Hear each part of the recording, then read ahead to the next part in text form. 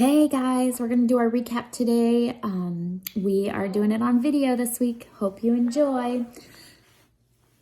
Let's start with timeline. So we have Napoleon, crowned Emperor of France, liberation of South America, the War of 1812, the Missouri Compromise, immigrants flock to America, the Monroe Doctrine, Romantic Period of the Arts. The Romantic Period of the Arts led us straight to our Latin for this week. We had in ipso vita erat, in him was life, et vita erat lux hominum, and the life was the light of men. We had pairs come up and dramatically do the Latin as they acted it out, just like the Romantic Period of the Arts. We had surprised, we had a sad performance, we had an inspiring performance. The kids did great.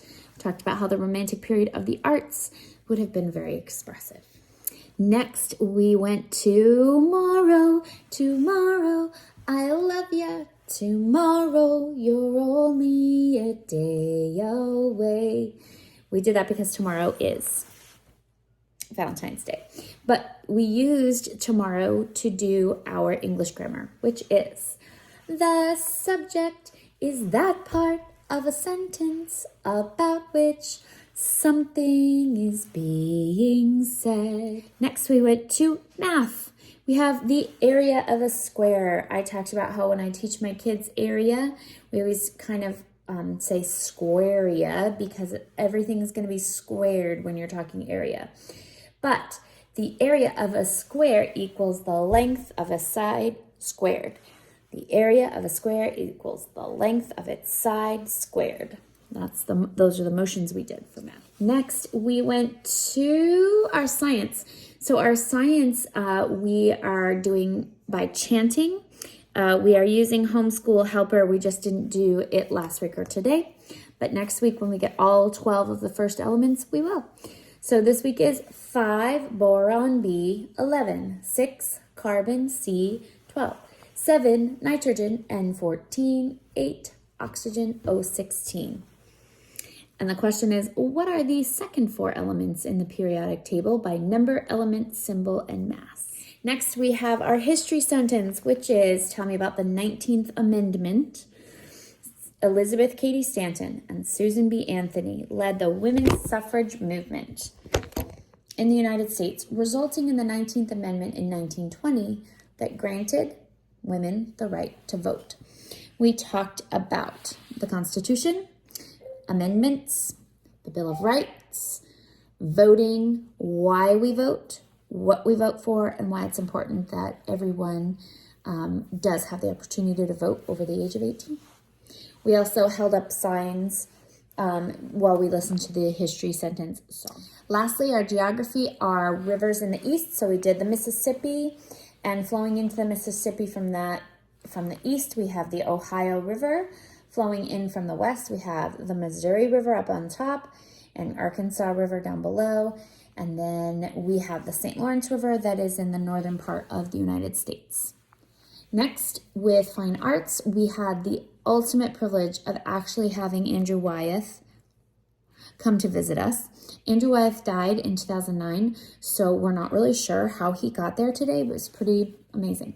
He told us that he was born and raised in Maine, that he had his father teach him about art, and he had a very famous son who also did art. And he talked about how his colors weren't always bright. He didn't love bright colors. And he had somebody who was a contemporary of him say, why don't you use bright colors? And he's like, it's just not my style. I like the muted colors. He was even dressed in like muted colors today. And then we got to paint a landscape in the style of Andrew Wyeth. And we used 2 techniques, watercolor techniques. One is called wet on wet, and one is called wet on dry. So with wet on wet, we painted the paper with clear water first, then added our color in, It makes it easier to get a consistent color over a larger area on your paper.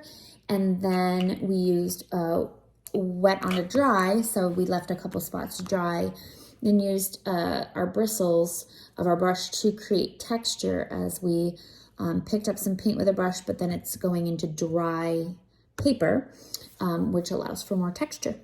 So that was our fine arts. Lastly, our science, our hands-on science was about testing for starch.